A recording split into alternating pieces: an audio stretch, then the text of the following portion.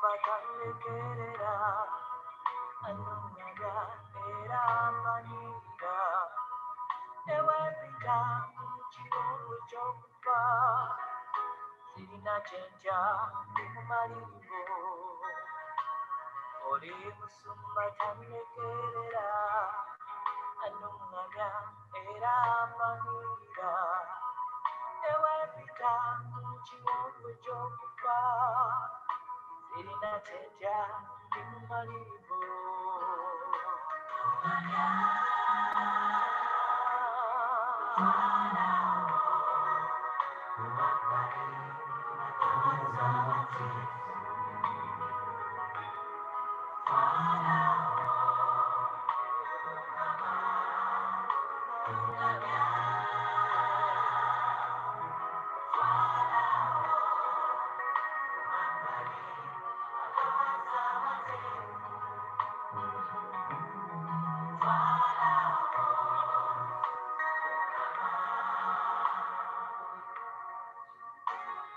oli mu muliro gumulisiza okundaga ekkubo ery'obulokozi ennyota onnumeewuweeyo gyenzija kuba mmanyi ng'ekwe angalirira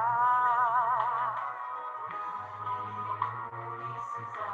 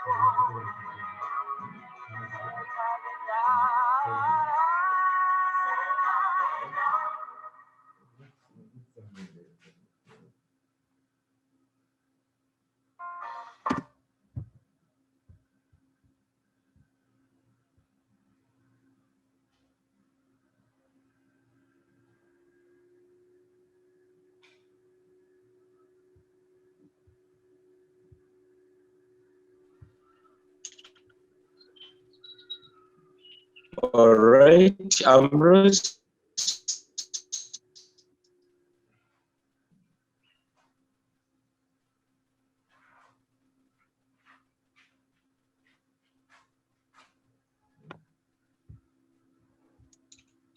Let's hand it over to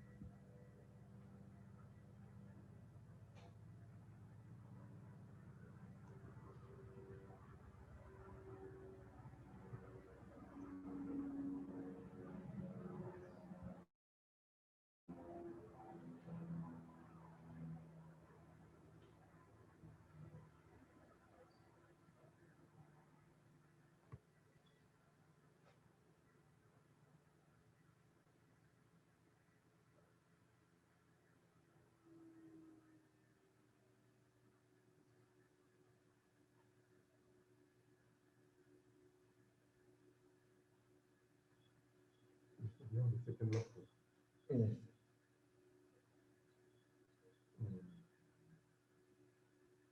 Because you need to be fairly right. That one is easy.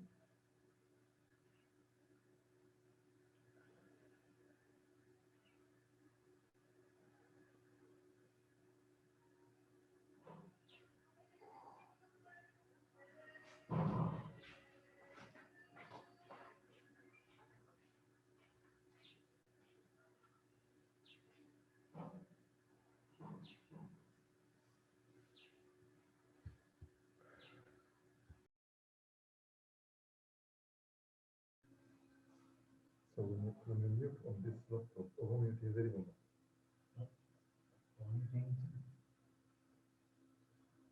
If I want to mute so that when you talk, you can do it together.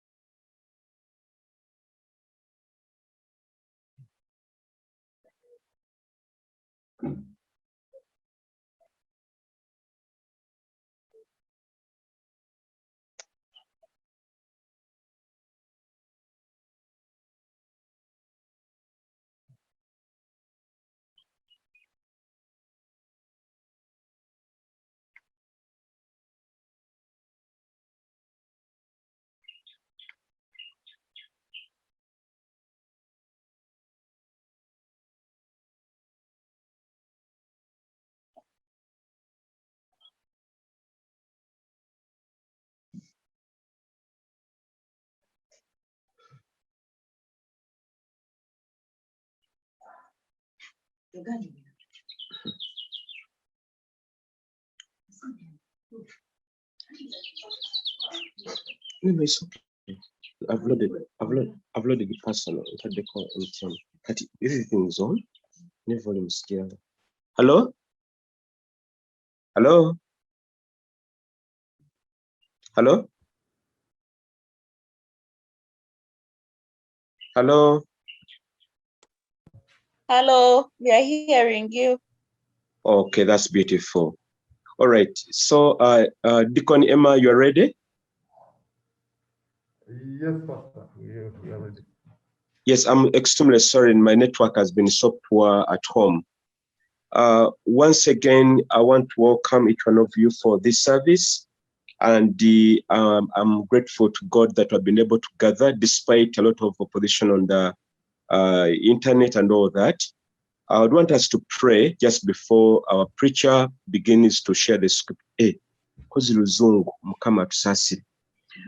Twagala okwebaza buli kinoomu asobodde okubeera ku service eno.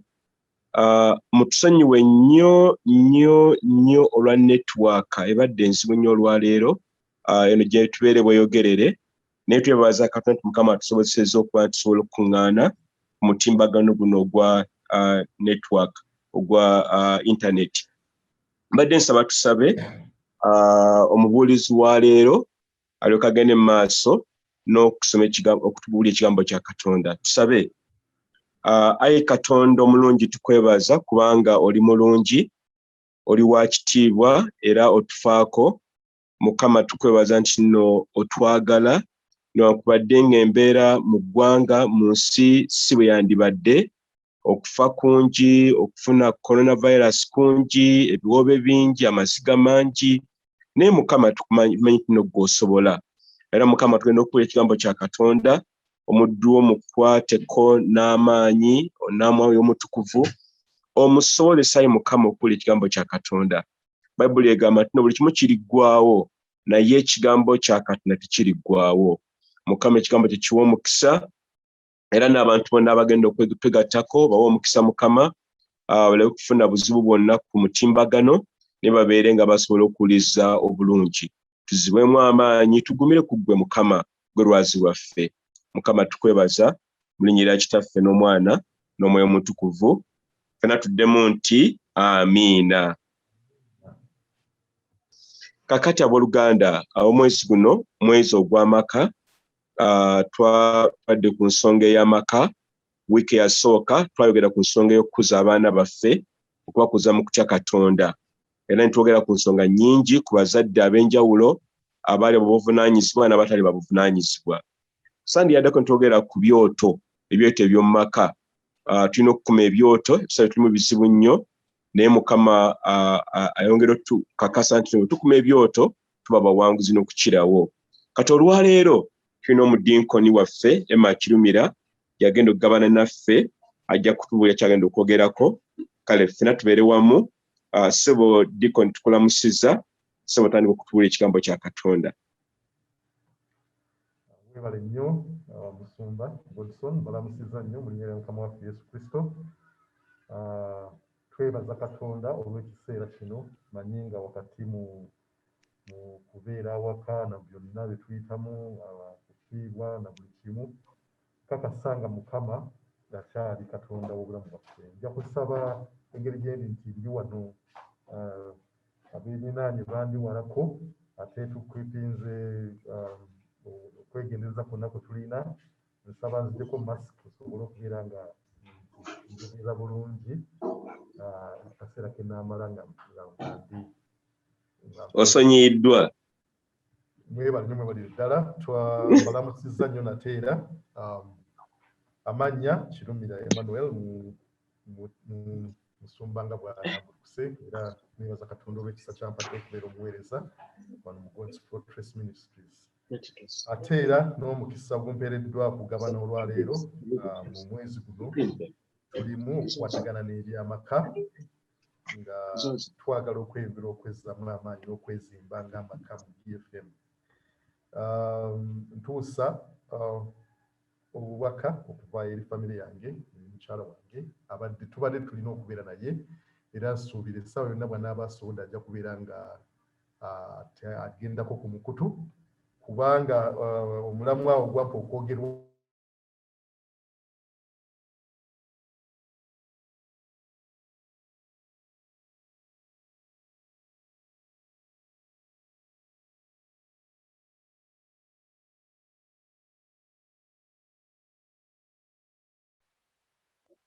Genda maaso ssebo.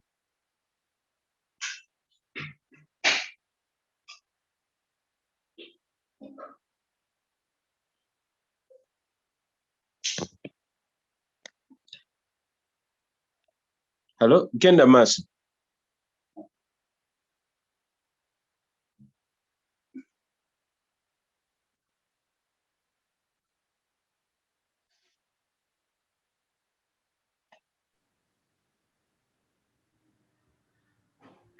Nateera musonyiwe network bwetyo bwetukola naye tukkiriza nti bigenda kubeera birungi. Amiina. Amiina.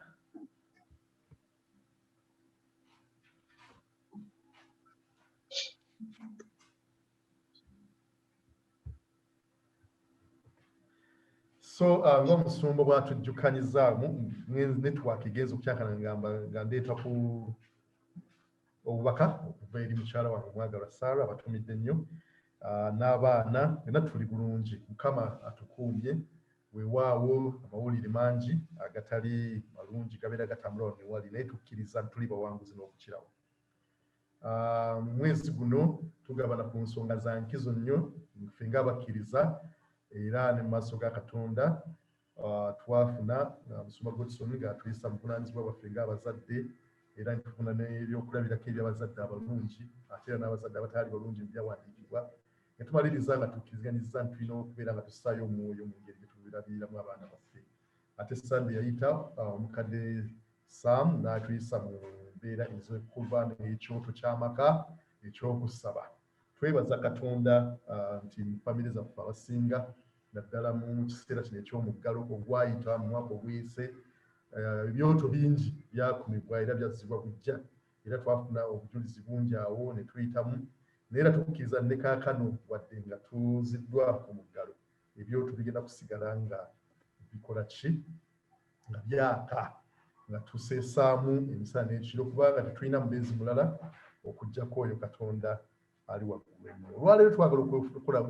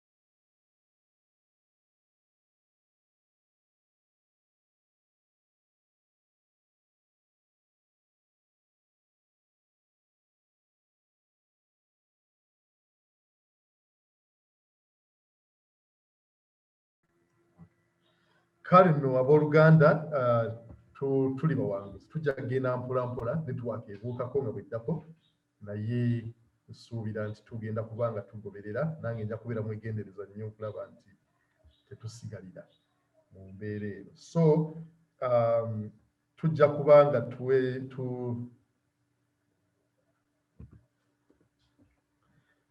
tugenda okulaba olunaku lwa leero twagala okutegeera ebyenfuna by'amaka mu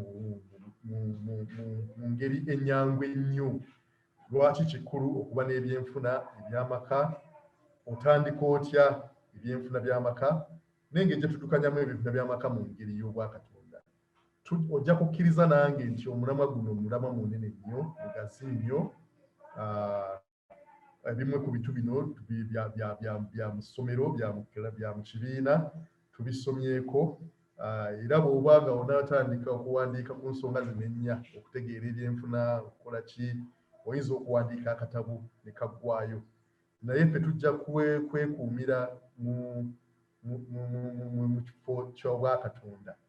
Oba oli awo olina ensonga nnyingi nnyo z'omanyi ku nnyingo zino ennya zowandisuubidde zenyinza obutakoonako naye nkakasa nti ezo zenaakoonako ezo zijja kutuyamba. Ate era nga bwe nabagambye tubadde bakubeera n'obujulizi nga tugenda mu maaso nga mukyala wange atuwa obujulizi kubanga ye ebintu bya bizinesi teyabikobya mu kibiina wokka ate n'awaka afubye nnyo okulaba nga ateekawo embeera ey'ebyenfuna ekuwanirira amaka naye bw'anaaba tasobodde kudda ku mukutu ebimu ku byabadde ebyokugabana nja bigabana mu linnya lya Yesu omwana wa Katonda omulamu. So njagala tutegeere ebyenfuna by'amaka. Bwe twogera ku byenfuna by'amaka tuba tujja kuba tutegeeza nti bizinesi kigambo kya luzungu naye twakigandawaza, so bwe mba nkikozesezza tujja kuba tukitegeera bulungi. Ebyenfuna by'amaka kitegeeza okutandika ekintu oba ebintu ebivaamu essente okuyimirizaawo amaka. Oyinza okuba ng'olina omulimu gw'okola, kati nga nze nina omulimu gwenkola mu ofiisi gye ntuula nga nkolera abalala. Abangi ku ffe tulina emirimu gye tukolera abalala, naye kyankizo nnyo okulaba nti naddala mu biseera bino nga bye tuyitamu ebya COVID-19 nti ofunayo ekintu ekirala ekitonotono ky'osobola okutandika mutono gwakyo ne kiba nga kisobola okuleeta ku ssente eddala mu maka. Kubanga kati nze wenjogerera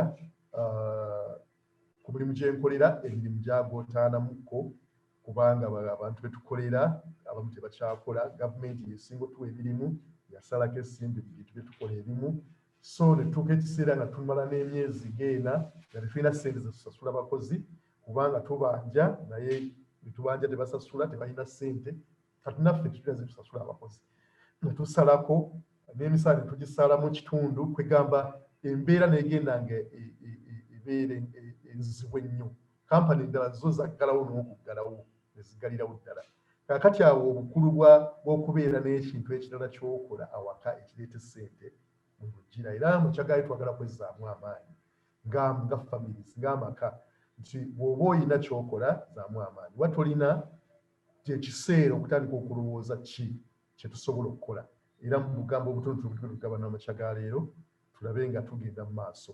Oyinza okutandika mu ngeri entono n'ogenda ng'ogaziwa mpola era n'ovaamu ng'ogaggawadde. Era ebimu ku bisobola okukolebwa mwe muli edduuka, osobola okufumba emigaati, osobola okugenda mu byentambula, osobola okulunda ebisolo oba enkoko naffe ze tulunda, osobola okulima obutiko, osobola okutandika amakolero amatonotono. Waliwo abakola sabbuuni, okutunda eddagala, ebitabo n'ebirala bingi nga bw'oba olungamiziddwa. So kikulu okubaako nti otegeera ki kye tutegeeza wano. Tutegeeza kalimu kyako kw'otandise akalala nga ne famire yo n'ab'ennyumba yo bakukwatisaako ne musobola okubeera nga mwongera mugaziyo ensawo eya famire yammwe okubeera nga mweyimirizaawo. Mu kifaananyi ekyo tulaba famire abakozi b'emigaati balaga ki kye bakoze, famire endala etulaga abalimi b'obutiko, ne examples endala nnyingi nnyo nga ebyokulabirako ebirala bingi bye tusobola okubeera nga tulaba mu bye tusobola okukola ng'era bwe tubirambuludde. So lwaki kikulu okuba n'ebyenfuna by'amaka? Nayogeddeko dda ku mbeera ng'eyange gyempiseemu. Tutandika olw'ebbula lw'ebyemirimu. Oyinza okuba nga onoonyeza omulimu mu fema ofiisi, onoonyeza omulimu gy'okola ne gibula. Kkiriza Katonda nti osobola okutandikawo ne weekolera ekintu ekikyo ate ne kivaamu eky'omugaso. Tukola okugaziya ebyenfuna by'awaka kubanga era ebiseera ebisinga emisaala tegitumala, abamu tuba tukyapangisa, tulina abaana school fees, tulina kukola biki, byonna bw'obibalaabala kizibu nnyo okubeera ng'osobola okufuna omusaala gw'oteeka mu nsawo zo ne guba nga gukumala. So bw'otandikayo akantu akatonotono kasobola okuvaamu ku nsimbi nesobola okuwanirira amakaago, okuzimba obugagga obw'emirembe gy'omu maaso oba abaana b'abazzukulu. Bayibuli egamba nti omusajja omugezigezi oba omuntu omugezigezi alekera obusika abaana b'abaana be. Tosobola kulekera baana bo obusika bwa ofiisi gy'okolamu, tosobola kufuuba mu mirimu gy'okolera abalala. Obusika bw'osobola okulekera abaana b'abaana bo bulina kubeera gwe kennyini bwe weekoledde, obuli mu makaago, obuli awakaawo, ne bw'oba ovuddewo osobola okubalekera ekyo kye basobola okulabirako. Ebyenfuna by'amaka bikuwa ebbeetu oba obudde okukola ebintu ebirala. Nga bwe mumanyi tukeera ku makya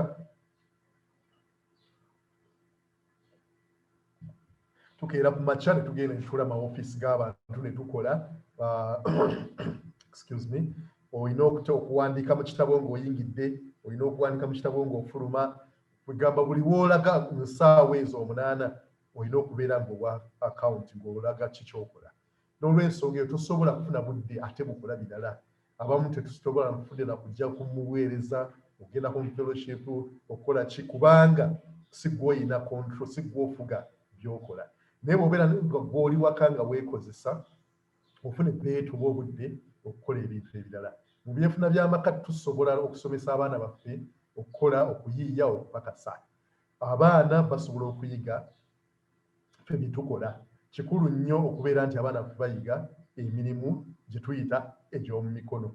Tumanyi nga bwe tubatwala mu masomero bayiga emirimu egy'omu mutwe. Ne basoma ne basobola okubeera abasawo, ne basobola okubeera abasomesa, ne basobola bakola ki. Naye ate babeera waka kyankizo nnyo ne banga baliko ebintu ebirala bye basobola okuyiga. Twebaza Katonda nti awaka mu maka gaffe olwa bizinesi eyo gye tukola ey'okulunda enkoko. Twatandika nga buli kimu tubeera n'abakozi abajja ne bakola. Naye bwe njugira kati abaana bakuze, bonna bali mu secondary, babeerawo nti kusala nkoko bonna basobola okusala bulungi, babeerawo okukola okuzirabirira buli kimu. Kakati ogwo abaana baffe tubasomesezza bafunye ekyo mu mikono gyabwe ne mu mitwe gyabwe. Ne bwe tuba tetuliiwo tebasobola kubulwa we batandikira. Naye mu byonna kikulu okumanya nti kwagala kwa Katonda ffenna okubeera n'ebyenfuna mu maka gaffe. Katonda ayagala tubeere n'ebyenfuna. Kwagala kwa Katonda tetwepaatiikako okwepaatiisi. Katonda atwagaza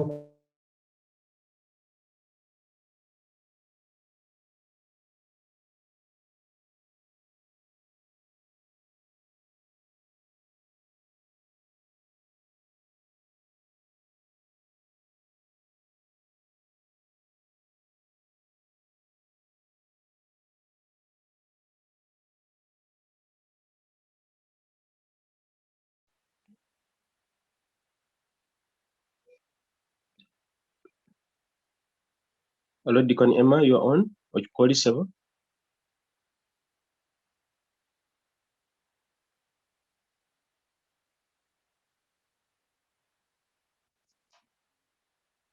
Deacon Emma Kwoli.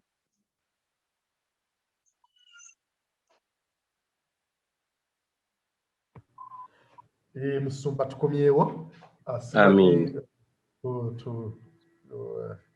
Tugende mu maaso Sebo. Abakolinsi ekyokubiri essula 9 olunyiriri olw'omunaana.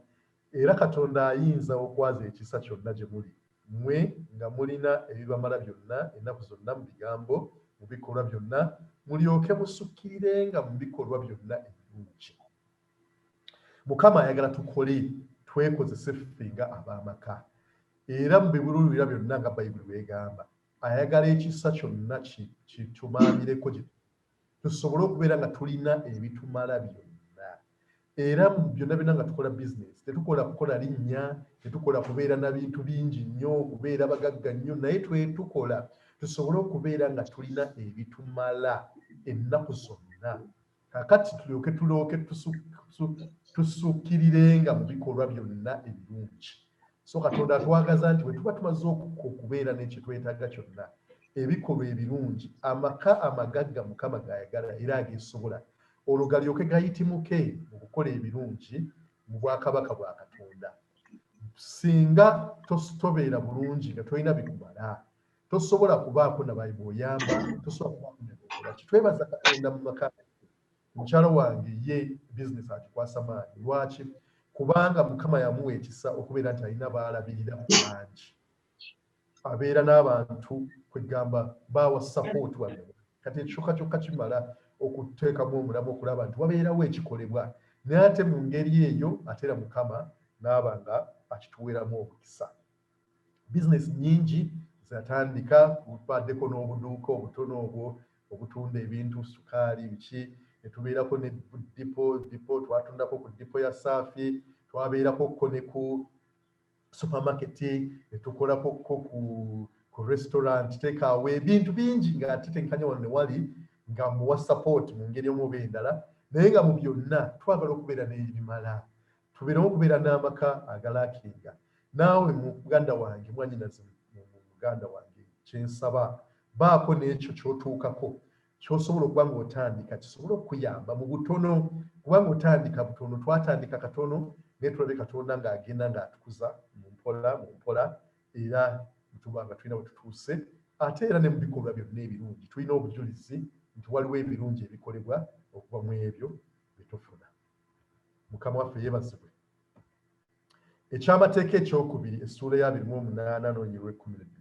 Katonda agamba bw'ati nti Mukama anaakugulirangawo etterekero lye eddungi eggulu okugaba enkuba y'ensi yo mu budde bwayo n'okuwa omukisa omulimu gwonna ogw'omukono gwo era onoowolanga amawanga mangi so teweewolenga. N'olunya oluddako lugamba nti era onoobeeranga mutwe so si omukira.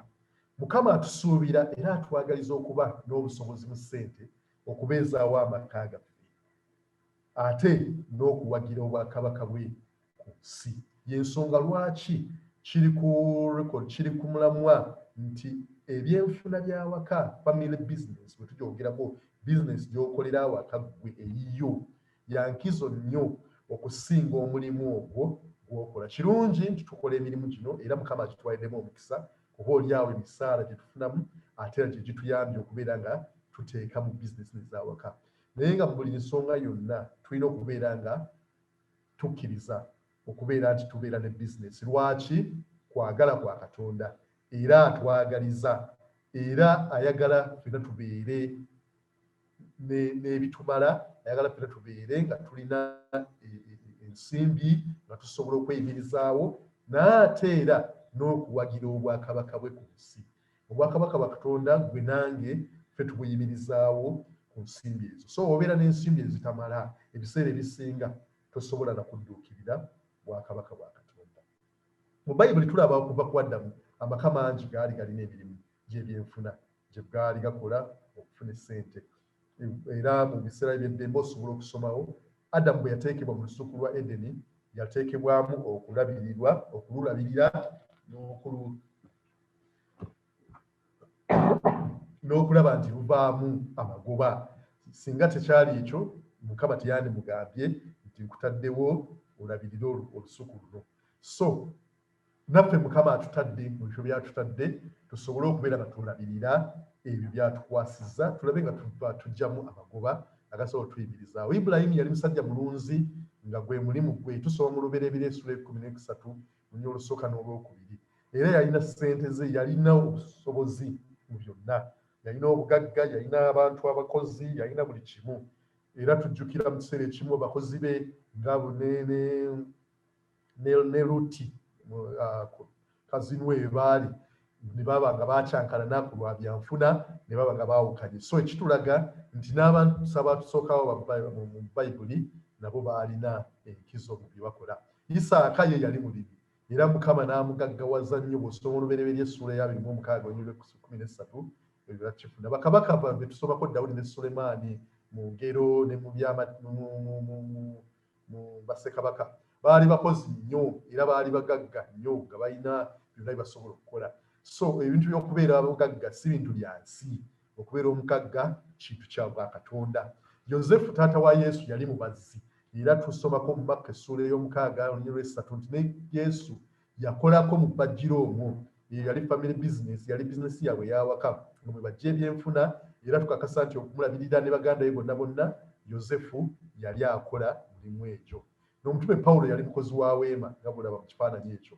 Ebikolwa by'abatume essula 13 olunya olw'omunaana ye yakolanga weema. Yali mubuulizi wa njiri ng'atambula n'agenda n'akola ki byonna naye ate era mu biseera bye ng'atuula wansi n'akola weema n'asobola okuggyamu ensimbi. So gwe nange twetaaga okwezzibwamu amaanyi amakya ga leero tusobole okubeerako tumanye nti okukola bizinesi bya Bwakatonda. Bizinesi tezibeeramu basiraamu bokka tezibeeramu baki. Twetaaga okubaako ne kitukola ate nga tutandika ku mutendera gwonna bwe tutandikako. Tolinda kufuna nsimbi nnyingi tolinda kufuna ki osobola okutandika akatono n'okula. ne business zonna zetumanyi zonna zetusomako ez'abayindi ezaba mu Rwanda ezaba mukwano bonna ezo family businesses zonna zatandika butono waka ne bagenda nga bazimba kaakati gemannya ge tulina mu maka gaffe buli kye tukwatako naawe osobola okutuuka mu mbeera eyo kubanga kwagala kwa Katonda eri obulamu bwo n'amaka go.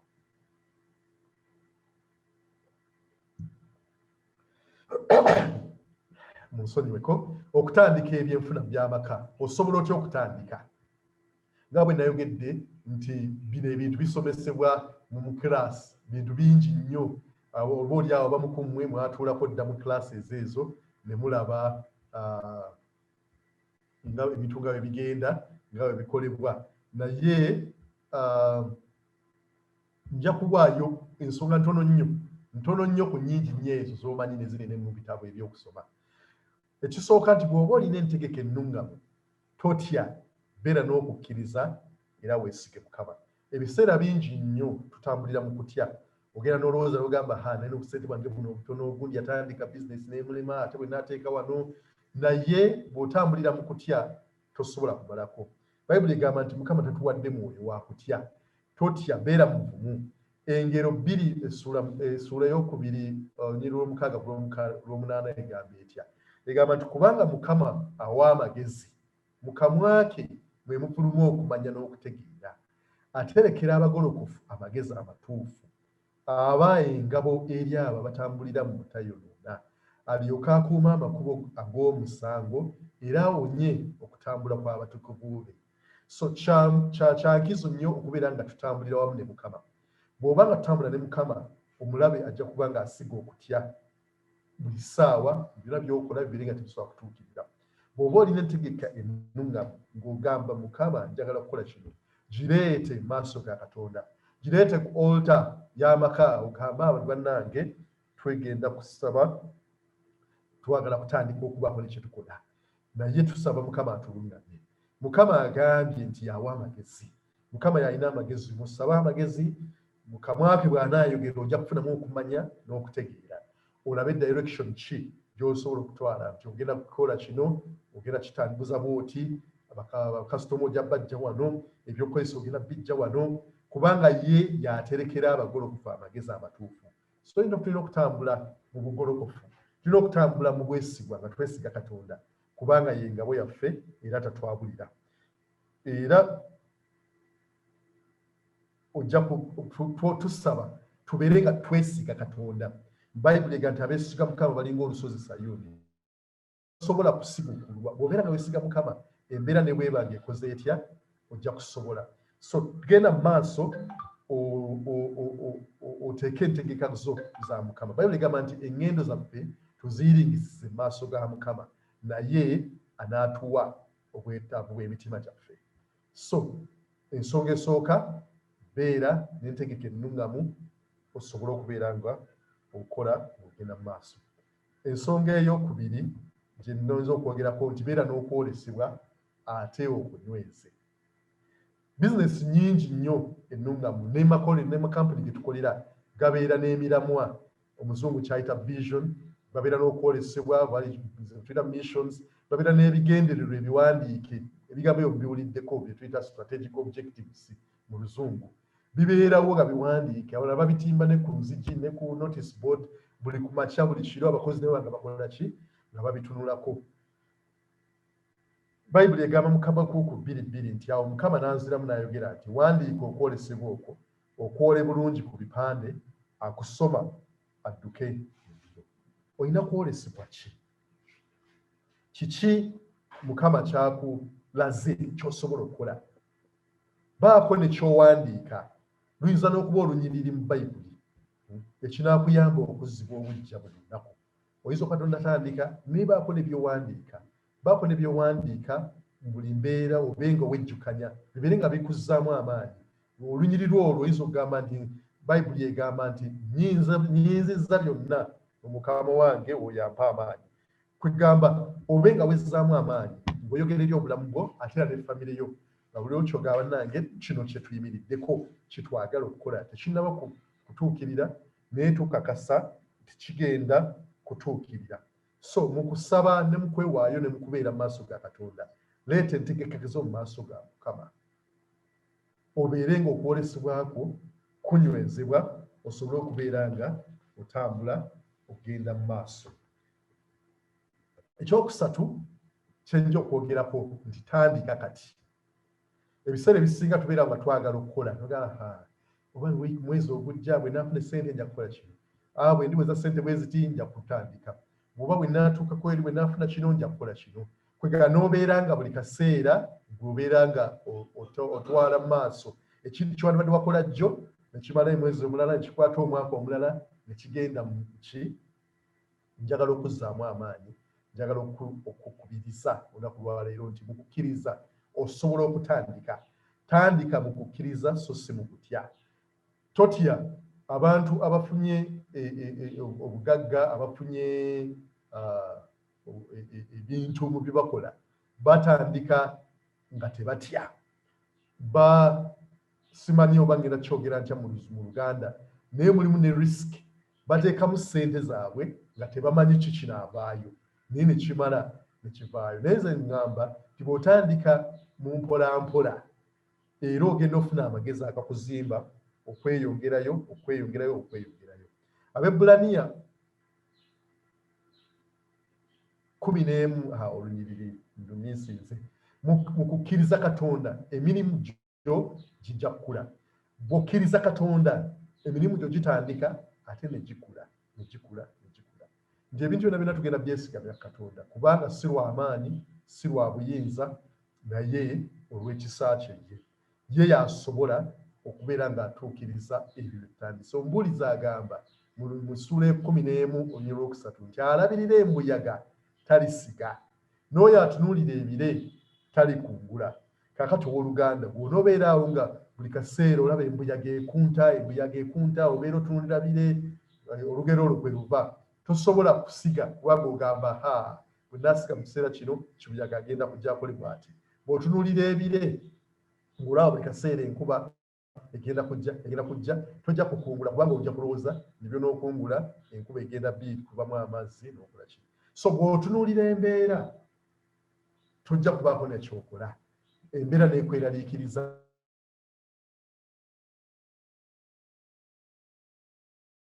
ntandike ebirala Mukama anaalabira awo nannumanya.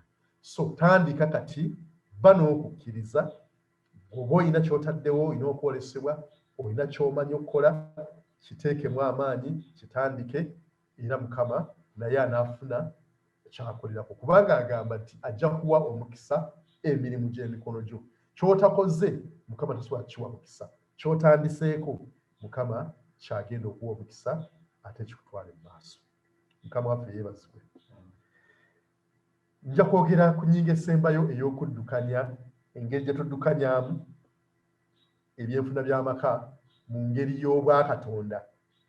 Ng'era bwe nagambye tusomye ebintu bingi nnyo mu bibiina, mu business colleges zetubaddemu nga batusomesa engeri y'okuddukanya mu bizinesi.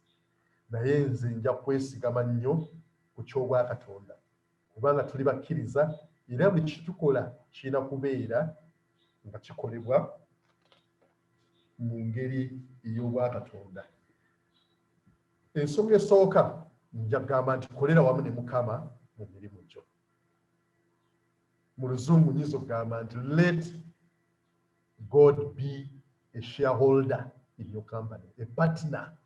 Leka Mukama, leka Katonda abeere n'emigabo mu mirimu gyo.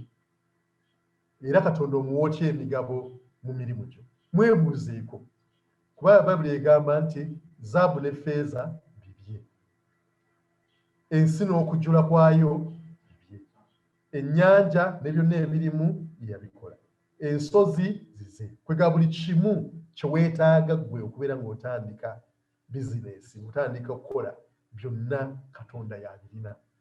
So mwebuuzeeko buli kaseera akulungamye kuba ye amanyi bwe yatonda kiri, amanyi bw'akola kiri, amanyi kyajja okutwala, y'amanyi buli kimu. Sabira ebyenfuna byo bulijjo. Neebaza Katonda olwa mukyala wange kuba ye mukyala musabi. Olumu owulira ng'asaba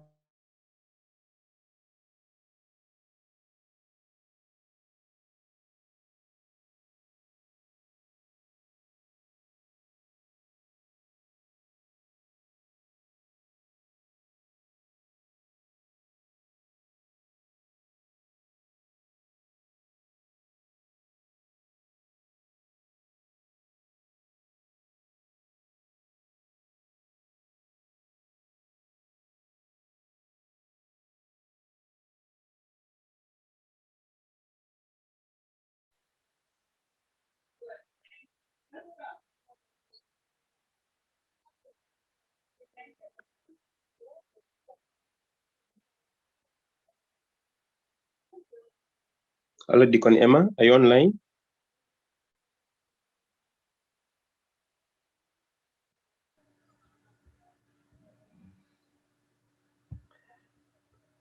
Ye, tukomyewo nate online. Kulikayo.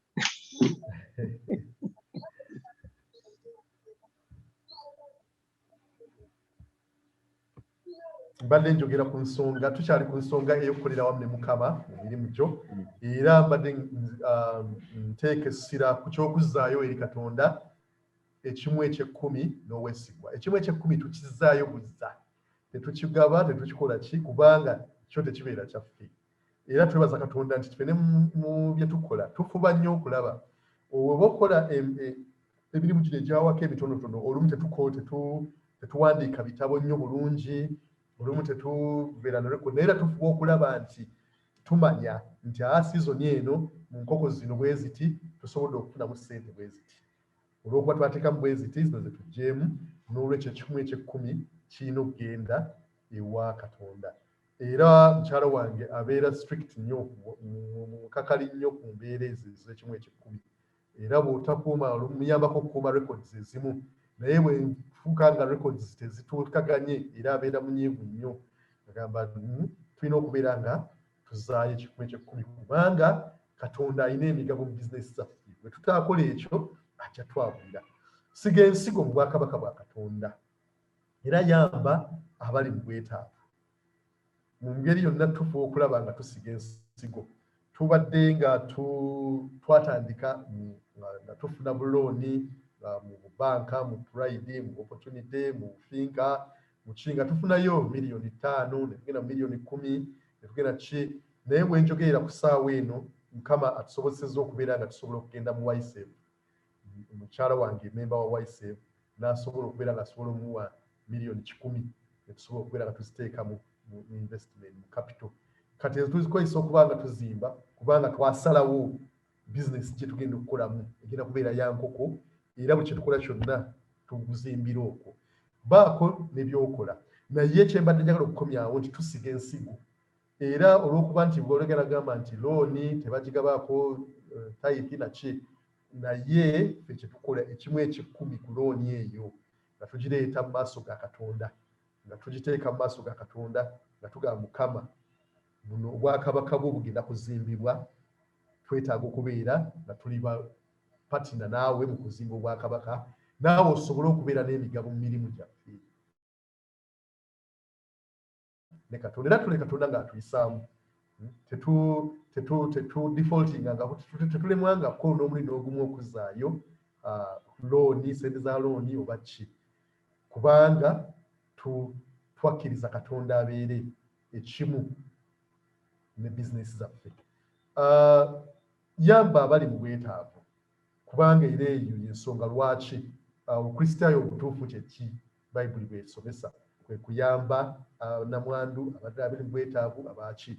Era mu maka gaffe Mukama atuwadde ekisa, abamu mutuuseemu ne mujjamu ng'oggyeko abaana abaffe ababeerawo awaka, aye tulina abalala. Obwetaavu manyi nti bangi ku mmwe mulina kye mukola mu families zammwe ne mu extended families, kyankizo nnyo. N'olwekyo obwanga olwedde ebintu bino obikola, tewali nsonga lwaki Mukama taayimirire naawe mu kuddukanya bizinesi yo ey'awaka. Ekyamateeka 8 essula ya 8 onyirwe 18 egamba etya nti naye onojjukiranga Mukama Katonda wo kubanga oyo yakuwa obuyinza okufuna obugagga, anyweze endagaano ye gye yalayira bajjajjaabo nga leero. Mukama Katonda yatuwa obuyinza. Omukama Katonda yatusobozesezza okuba tuzuukusa amakya ga leero ne tuba nga tuli balamu, n'akutambuza n'ogenda mu byonna, oba mu nteezo oba mu nnimiro zo, mu miti egyo, mu dduuka lyo, maanyi ga Katonda. N'olw'ensonga tolina ngeri yonna gy'osobola musemba bbali, tumuteeka bbali mu byonna by'okola. Buli by'okola tutambuliza wamu ne Katonda asobole okubeera ng'akola naffe. Mukama waffe yeebazibwe. Engeri ey'okubiri gy'oyinza okutambuzaamu emirimu gyaffe mu bwa Katonda, fuba okubeera omuyiiya mu mirimu gyo. teekamu amagezi mu byonna by'okola osobole okweyawula ku balala mu ngeri gy'okolamu ebintu. Fuba okweyongerayongera okuyiga. Noonya engeri ezirinyisa omutindo gwa bizinesi yo. Tokoppa bya balala. Tulina ekizibu nti buli kaseera oba oyagala okola gundi akoze bw'ati, gundi yatandika salooni naye katandika salooni, gundi alina aguze booda nange kangule booda. Funa okulungamizibwa ku kyoyogenda okukola. Katonda ajja kukubuulira. Ate n'oba okoze ekyo abalala kye bakola, ojja kusobola okukikola mu ngeri endala y'okulamu ebintu. Twebaza Katonda mu kiseera ekya COVID lockdown era eyasooka twali tulina enkoko nnyingi nga tuziyingizza mu kiyumba ne baggalawo. Ate ffe enkoko bwe tuzirunda tuzisalira abafumbira amatendekero, abafumbira amakolero, abafumbira kampani, kati awo twe tusalira ne tuguza. Nabo ne baggalawo, n'amakolero ne gaggalawo, enkoko ne ziba nga ziri ku kidibo. Naye Mukama n'atusobozesa twalina essente ezirabira ne tuzirabira ne zigejja. Kaakano ate bwe zaagejja ne tukatandika okunoonya bassekinnoomu abagula emu ku emu. Katonda n'abeera mwesigwa, katwafuna bakasitoma bangi nnyo abagula enkoko ezo ennene zirimu kilo 2.5 kilo 3 ziriko amagoba. Ate ne tuba nga tufunye abantu ne tusobola okuba nga tuzitambuza mu COVID, natambuzanga n'entwala wali, era ne COVID omugalo ne gugaggwako ogwasooka ne tusigala nga tubalina abantu abo. Twebaza Katonda olw'abantu abo batuwagidde. Naye lwaki? Kubanga ate twakolamu ku ngeri endala, kubanga ezo enkoko ate zo tezisangika, tojja zisanga ku katale, tojja zisanga wa, ate nga nnungi, ate nga tezirina masavu. Kaakati noonya engeri gy'olinyisa omutindo. Ne tugeza kulaba tulinyisa omutindo, enkoko tetuzisavuwaza nnyo, era tulina obujulizi. Oba oli awo bangi ne mu GFM abatusapootinze tubeebaza. Mukyala Musumba atusapootinga, Council Sharon atusapootinga n'abalala bangi, era basobola okuwa obujulizi obw'ekyo. Lwaki? Nti twagezaako okulaba nga omutindo tuguteeka ku lebe endala. Amiina. Fuba okweyongera okuyiga. Tweyongedde okuyiga. Kirungi n'obeera mu bizinesi, tutambula mu bizinesi nemuva mweno nemuddamu eno. Naye bwe twatuuka mu yenkoko ne tugamba kati eno gye tugenda okukola era tetugenda kukola ki ogivaamu, nti twongedde okuteekamu essente ne investment. Tweyongere okuyiga, kubanga bw'oyiga osobola okubeera nti ki oyongera ku mutindo, ate n'osukkuluma ku bw'ovuganya nabo. Abalumi 12 egamba nti temufaanaanyizibwanga ng'emirembe gino, naye mukyusibwenga olw'okufuula amagezi gammwe amaggya, mulyoke mukuumenga ebiri Katonda by'ayagala ebirungi, ebisanyusa, ebituufu. Kati mu bizinesi gaffe gye tulimu ojja kutuuka nga olina by'okola, waliwo abalala bye bakola nga si bya bwa Katonda. Kati nga ffe bizinesi yaffe waliwo abantu abawa enkoko eddagala, waliwo abakuba empiso enkoko n'egejja, waliwo abakola kwegamba bingi nnyo ebitali bya Katonda. Naye ggwe teweefaananyizibwanga ng'abalala abali kukola ki. Awo ojja kuba okola bizinesi y'obwa Katonda. Ne mu bintu ebirala tulina abantu abamu ku mmwe mulina bizinesi, oba osobola okutandika bizinesi ya honey. Waliwo abakola bizinesi y'omubisi gw'enjuki. Abalala eri batabikamu sukaali ne bafumbafumba ebintu, naye gwe sigala ku mulamwa. Era mmanyi mu GFM waliwo abadde batuwa omubisi gw'enjuki, era nga bw'ogula omanya nti ye guno mubisi mutuufu, temuli bitabike, ye enkolagana Katonda gy'ayagala, era awo abegenda kukusukkulumya. Naye bw'otandika okukola ebintu n'okoppa eby'abalala, oyagala okukola kino kiri, tebisanyusa Katonda, era bigenda kukola ki kukyusa embeera ye n'okubeera ntuufu. So fuba okubeera omuyiiya mu mirimu gyo. Ani agenda okuwa amagezi? Katonda yagenda okuwa amagezi. Mu Lubereberye essula 37 mpaka 43 tulaba Yakobo ne Labani. Katonda yawa Yakobo amagezi ng'alundira Labani endiga ze, n'asobola okubeera nga badengenda okwaluza kubeera kwa nkoko, anti ndi mu nkoko, ng'azaalisa endiga n'embuzi. Oli yamugamba nti buli ndiga enejja ng'erimu obusolobosolo bw'erimu obutonyezetonyezi ejja kubeera yange. Kati ye Labani ng'alowooza asala amagezi oba ki, ojja genda weesomere story eyo story eyezzaamu amaanyi nti bwesiga Katonda asobola okuwa amagezi n'okola ebintu mu ngeri ey'enjawulo ate n'akusukkulira n'akutwala ebbali so buli mbuzi eyazaalibwanga alina engeri gyateekangawo bukinaki neebanga eyisa omutolojjo n'abeera ng'efuuka ye era Katonda yamufuula olw'amagezi ago ge yamuwa n'agatuukiriza yamufuula naggwano yamufuula omugagga ennyo era n'amugyamu n'eggwanga eddamba erya Isirayiri naawe Katonda asobola okuggyamu eggwanga asobola okuwa erinnya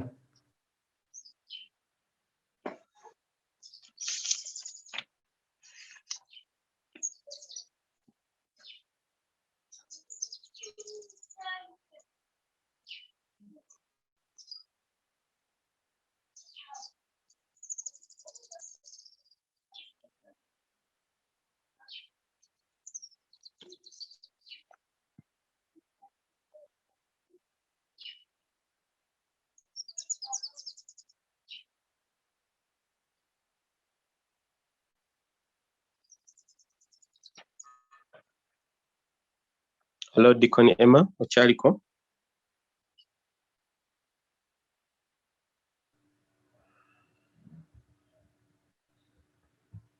Hallelujah. Deacon Emma, yeah, I mean.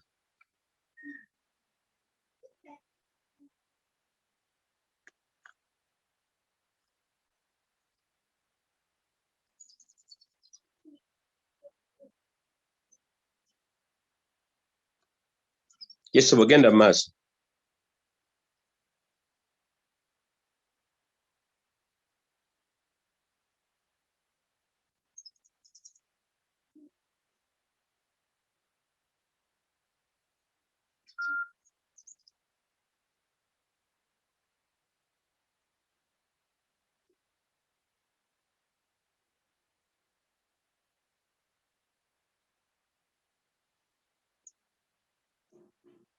Hello, Deacon Emma, okyaliko ssebo?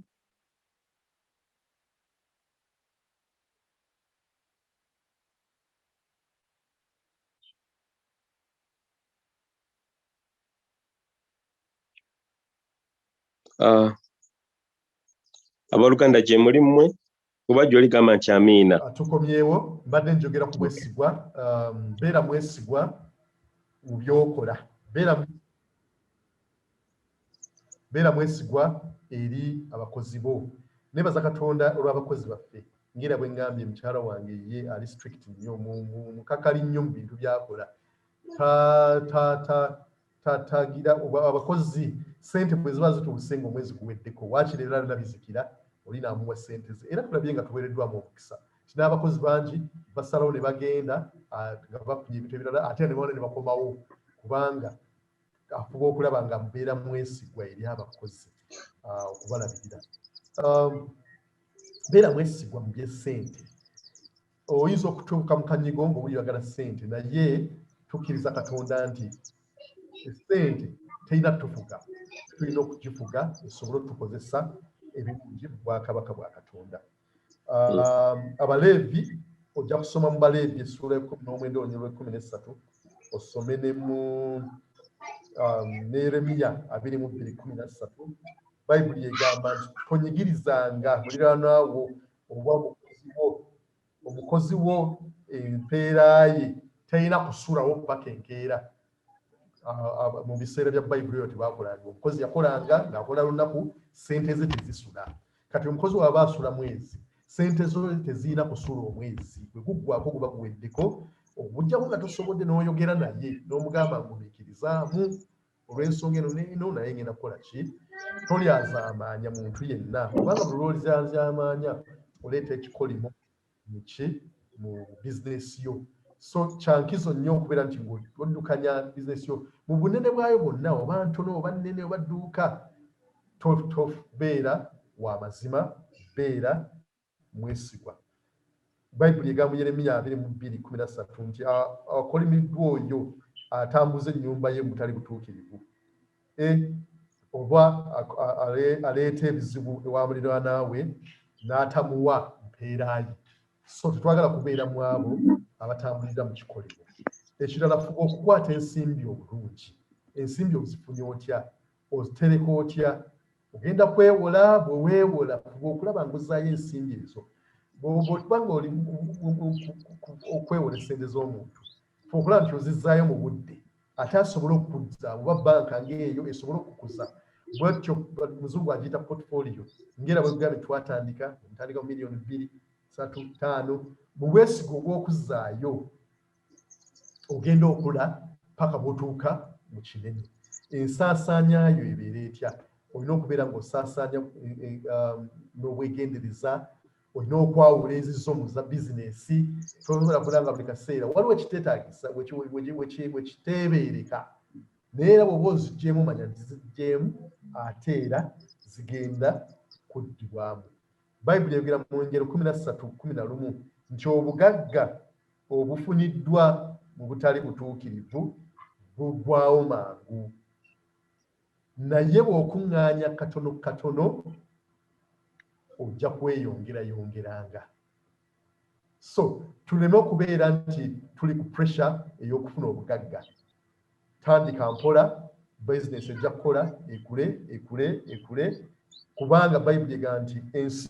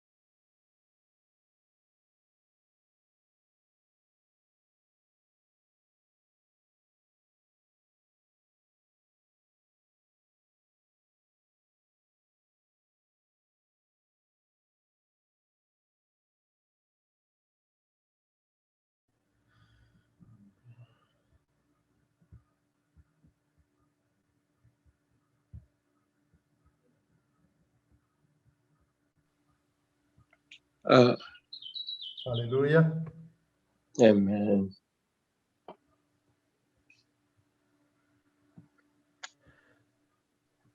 Tugende maaso tunatera okumaliriza ensonga endala gye twogerako wano engeri gye tuddukanyaamu nti obudde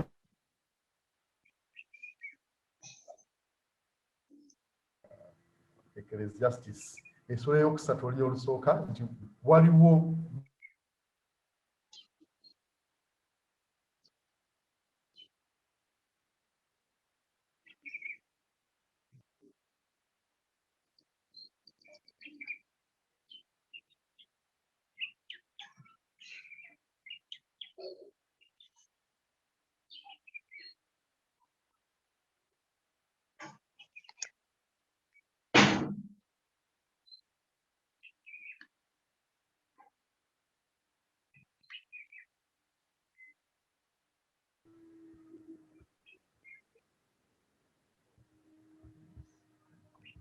so beera mwesigwa mu maka go obudde bw'abaana bo obudde bwa mukyala wo obudde bw'omwami wo kabulemu okubeera nga bizinesi ebutwala yes amaka geetaaga esente ezo naye ate gakwetaaga ggwe okubeera nga obeera wamu nabo tolekuliranga toggwamu maanyi wadde wakati mu kusoomoozebwa waliwo ebintu bingi nnyo ebisoomooza mu bizinesi waliwo ebintu bingi nnyo ebijja ne bikyankalanya oyinza okubeera bakasitoma kati nga bwe tuli mu biseera ebya covid bakasitoma ne baggwaawo ng'olina ebintu obitadde awo tolina bwebitwala naye twesiga mukama tetuggwamu maanyi tetuggwamu ssuubi osigala ng'oweekutte katonda asobola okuwa amagezi nga bwe nagambye n'akuwa engeri endala yonna ey'okuvunula ekizibu ekyo waliwo challenges nnyingi nnyo ebisoomooza bingi nnyo mu bizinesi capital ensigo eyo esente zetuteekamu ziyinza okukozesa ne zigira abakozi olumu batawaanya naye gusigala ng'oli focused ng'okyoliko omulamwa gwegwo Mukama ajja kuwa abantu abatuufu obeera omwesigwa bw'olina era Mukama aba ajja kuwa abantu abeesigwa b'osobola okukolera n'ebizibu ebirala bingi nnyo ebijja okujja embeera eyinza okwisituka omulabe ye teyeebaka kubanga ye omululumi atambula abe nadde eri naye mu byonna tugamba tolekuliranga togwamu maanyi tulina season we twaleeta enkoko nga 25,000 enkoko tezaali nnungi oba amagi tegaali mangi enkoko zonna nezifa ndowooza mu 2,500 tuyinza okuba twatundamu enkoko nga 3 oba 4 oba 5 bwezityo naye nga tokyagala na kusala genda mu kiyumba n'owulira ng'amaanyi gakuweddemu esente zonna zigenze nga owulira embeera tekyategeerekeka naye tetwaggwamu maanyi gwezeemu amaanyi ogolokoka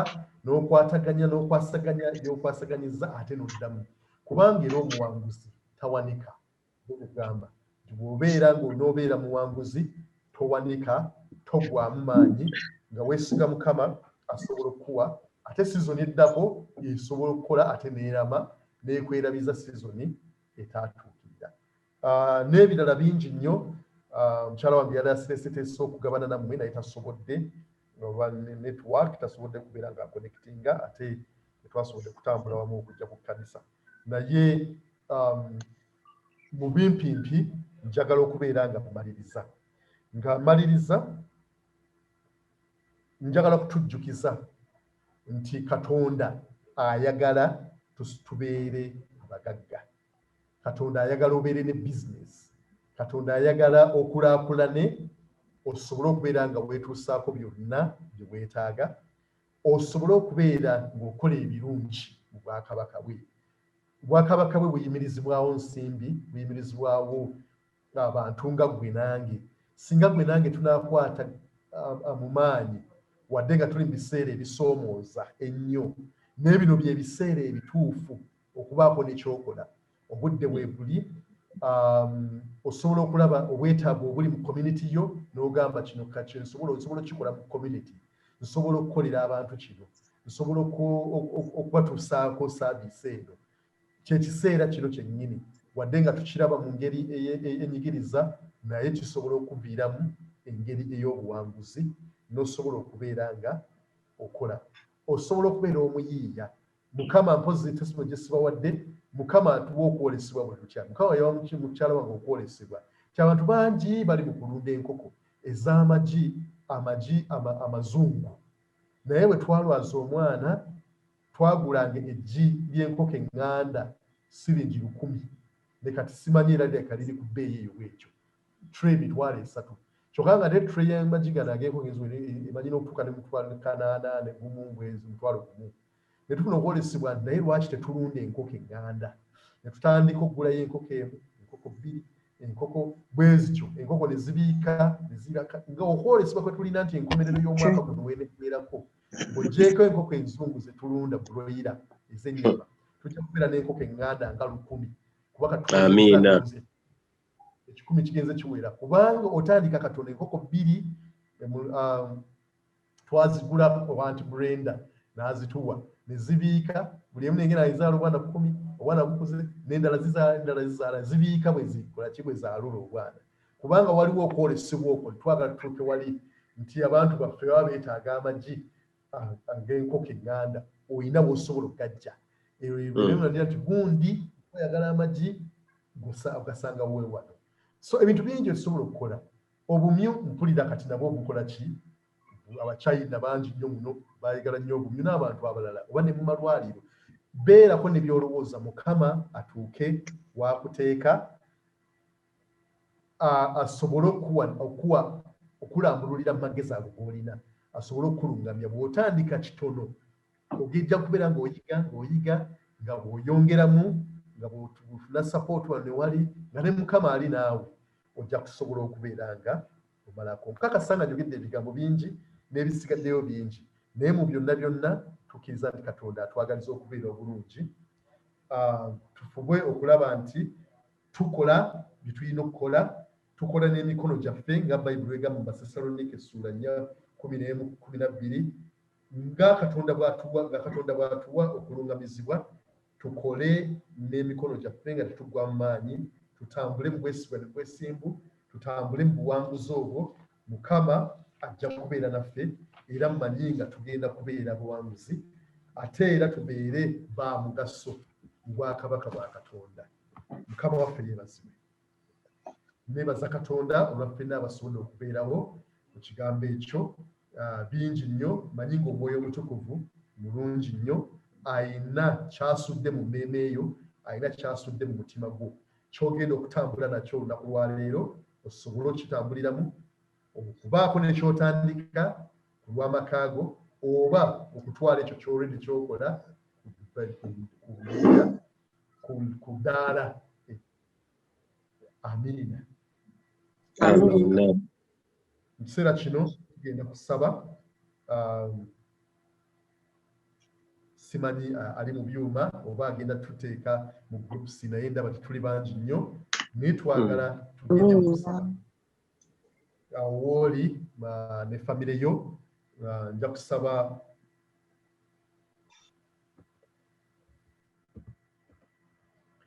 tukkirize Mukama atuggulirewo amakubo g'emirimu mu buli maka.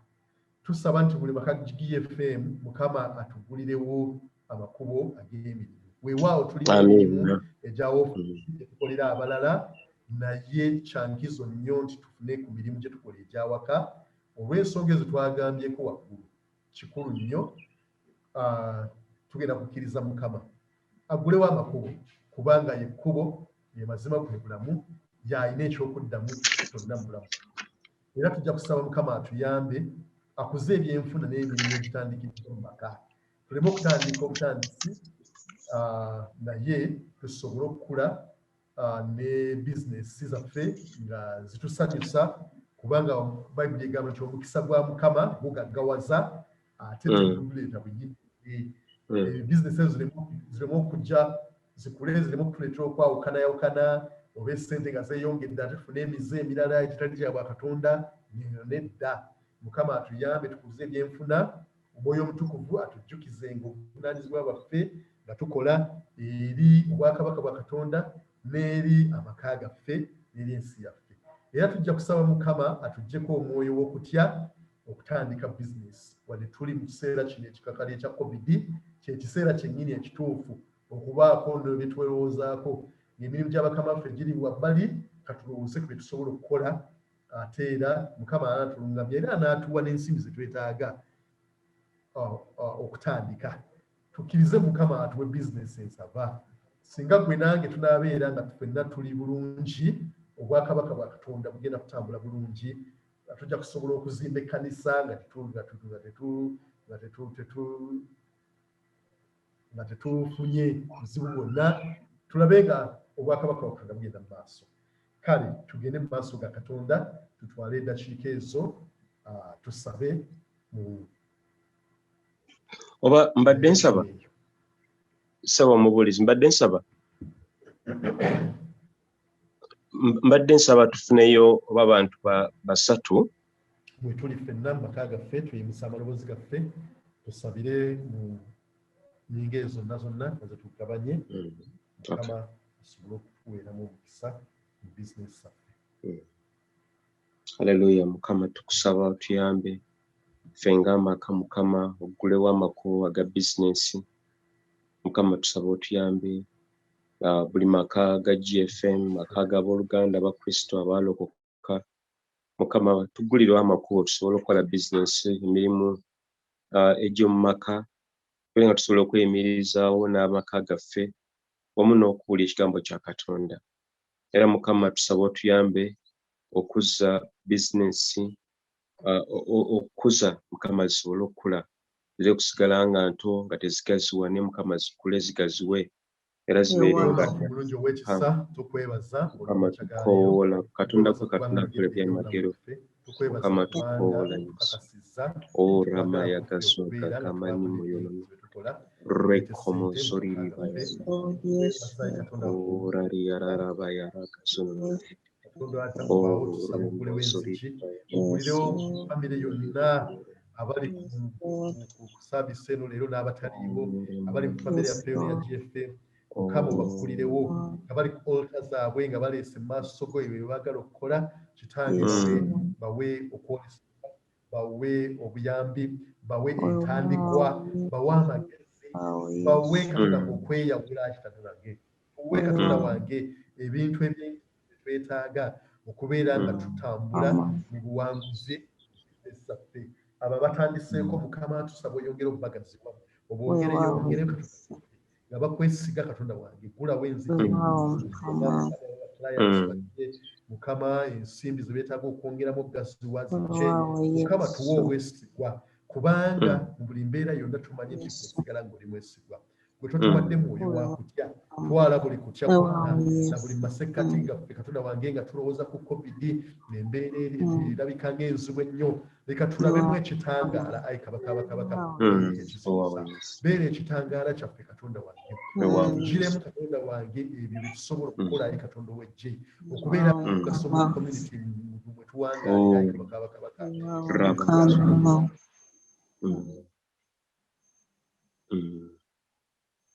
Wow. Oh, yes. Wow, yes. Olw'amaanyi okusinga oyo avuga mu nsi tuteeka omwoyo w'obuwanguzi Wow, yes. Katonda wange kye tunaakola ekitiibwa n'ettendo byonna bikomewo gy'oli nannyini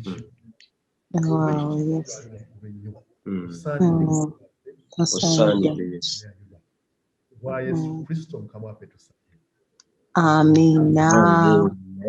Amina. Mukama abonye. Amina naawe akuwa omukisa ssebo. Wow, tukubire Mukama mu ngalo ekigambo ky'olunaku olwaleero bonna bonna wooli.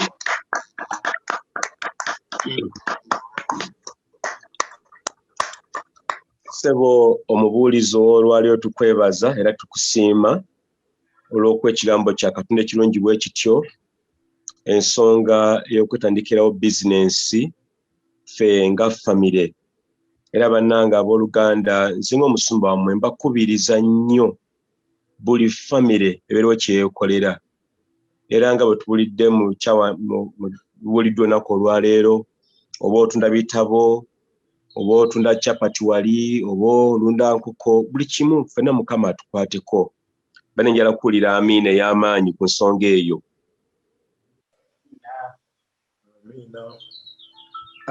Amiina bannange. Amiina tweweeyo bannange ssebo Emma ate otukoze bulungi nno ggwe.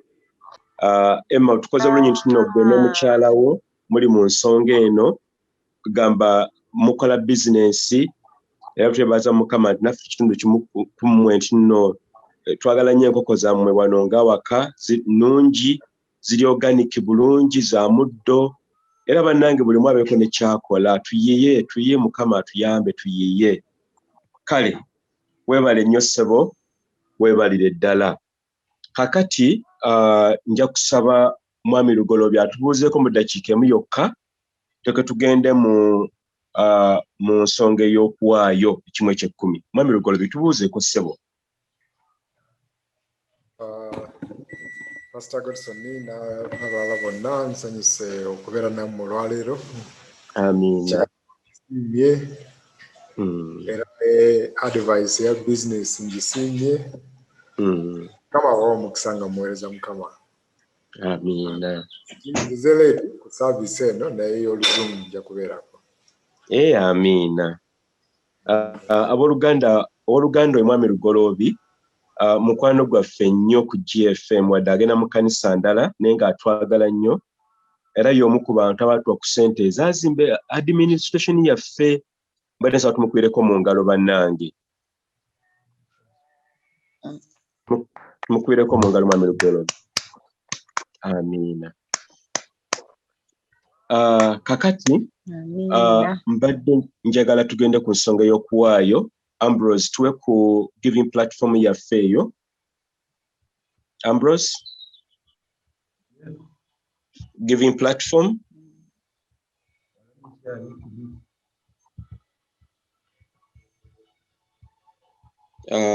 Okay kale kati nga bwateeka ekyokuwaayo ekyo okulaba wetuweerayo njagala okubeebaza bannange balinnya okuwaayo mwebalire ddala naye tugende mu maaso kubanga emirimu gya Mukama gyo tegiyimirira wadde covid ekkanisa egenda mu maaso of course tuli ku mpewo tuli ku mikutu naye twongere okuwaayo twongere okukola kyonna ky'osobodde okuwaayo kireete tusobole okuba nga tugenda mu maaso mpozi n'ekyokubiri nti nno twebaza Katonda nti nno ekkanisa ezimbibwa egenda mu maaso tuli ku musingi nja kugenda nkikoneko mu kiseera ekiddako mu maaso mu biseera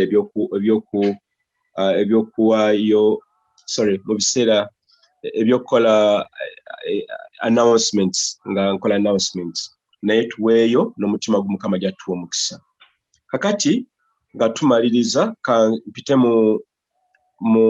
mu announcements ezo mu birango ebya wiiki ekisooka tubaza Mukama olw'ekigambo kya Katonda kyatulinaku olwaleero tukubire omubuulizi waffe mu ngalo nate okumwebaza Mukama mumukozesa tumukubireko mu ngalo bannange.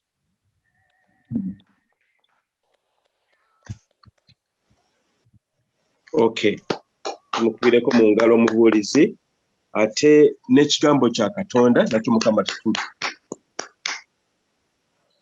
webale nnyo n'ekigambo kya Katonda tukyabaliza Mukama ekivudde ekirungi bwe kityo. Ekyokubiri tugende mu maaso nga bwe ŋŋambye okutandika bizinensi wadde ng'ebiseera binganga ebizibu ennyo naye Mukama ajja bikoleramu totya kutandika oba otunda bibiriiti oba olima butiko buli kimu kye tuba tukola ffenna tweweeyo totya kutandika tukkirize Katonda tutandike bizinensi tusobole okunyuzamu amaka gaffe.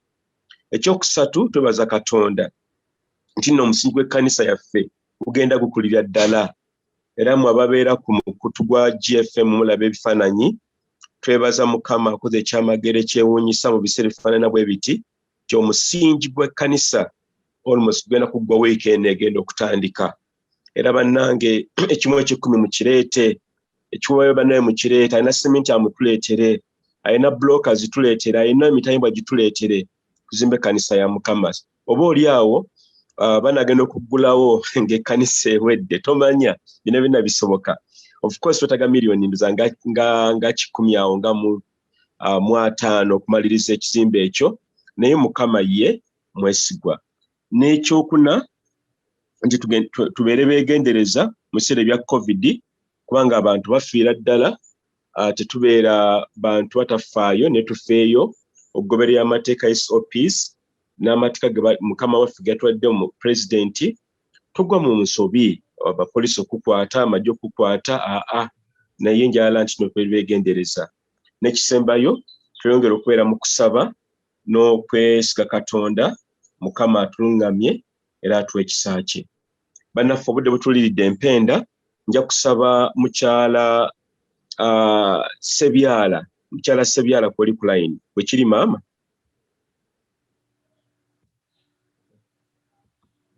mukyala Sebyala kwoli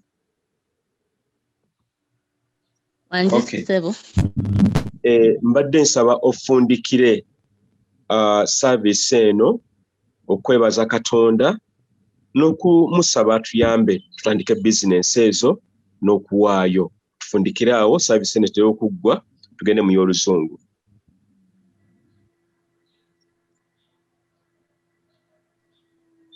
Tusaba kwebaza olwa amatagaliro webale nnyo olw'okutubangula mu kigambo kyo n'otuyigiriza bwe tuyinza okukola bwe tuyinza okwebezaawo ekigambo kyo nga bwe kigambye nti toyagala tubeere baavu nti oyagala tubeere nga famire zonna ziri bulungi kubanga ente 1,000 ku busozi 1,000 feza ne zaabu byonna bibyo tumanyi nti byonna biyinzika mu ggwe tumanyi nti gwe atuwadde gano amagezi atuwadde ne saavisi ya leero era ogenda kutuwa obusobozi ogenda kutuwa entandikwa ogenda kutuwa ekifo ne bakasitoma abatuufu tusobole okutuukiriza ebyo bye tusomye. Ekigambo kyo kigamba nti bawulizi ba kigambo. Mukama tuwa amaanyi, tuwa obuyinza, era atuwaayo ne saaviisi eddako. Mukama beererawo, leka ekigambo kyo kifune emirandira mu mitima gy'abantu bo, era tunakuwa ekitiibwa, tunakugulumiza mu linnya lyo ettukuvu erya Yesu Kristo Mukama waffe. Amiina, amiina nnyo. Mpozi njala okubajjukiza nti nno guno omwezi gwa famire, era eno Sande eddako tujja kuba n'omusumba Sam Mukabi ow'e Masaka ng'abeera ku nsonga y'okwagala mu kiseera kino ekya COVID mu maka gaffe, okwagala. Era amaka mangi tumanyi nno gasoomozeddwa nnyo mu sizoni eno, naye twalafuyo ku nsonga eno. Kati bannange mwetegeteeke emitima Sande eno eddako. Kati mba nja kusaba tufuna twatula ekisa awamu tumalirize bulungi saaviisi eno. Okay? Tugende mulundi gumu ffenna, 1, 2, 3. Ekisa kya Mukama waffe Yesu Kristo, n'okwagala kwa Katonda, n'okussa ekimu ku Mwoyo Mutukuvu bibeere naffe ffenna emirembe egitaggwaawo. Amiina, amiina. Bannange mwebale nnyo, wadde nga network tutawaanyizza nnyo nga tutandika, ne mwebale nnyo okubeera bagumiikiriza. Mukama ayongere okubawa omukisa n'ekisa kye, abatambuze bulungi wadde tumu lockdown, naye mu lockdown Mukama atuyambe emitwe gyaffe gire kubeera lockdown, tubeere nga tulowooza, nga tufumiintiriza, era nga bwe tusaba. Mukama abakuume n'omukisa gwa Ibrahim, Isaka ne Yakobo. Amiina. Mugulewo ne ku video zaffe ffenna twerabe ku bannange. Bannange, mukyala Sebyala maana ng'olabika bulungi, amafuta mangi gakulukuta. Abalala ne tubalabeko, abalala tubalabeko, abalala muliwa tubalabeko. Muteekewo video zammwe.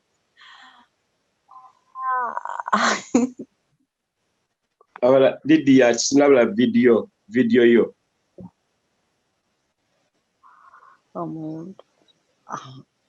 Kathy Nkono ka Nabitaka Olive teekako video yo nnyabo tukulabeko naawe.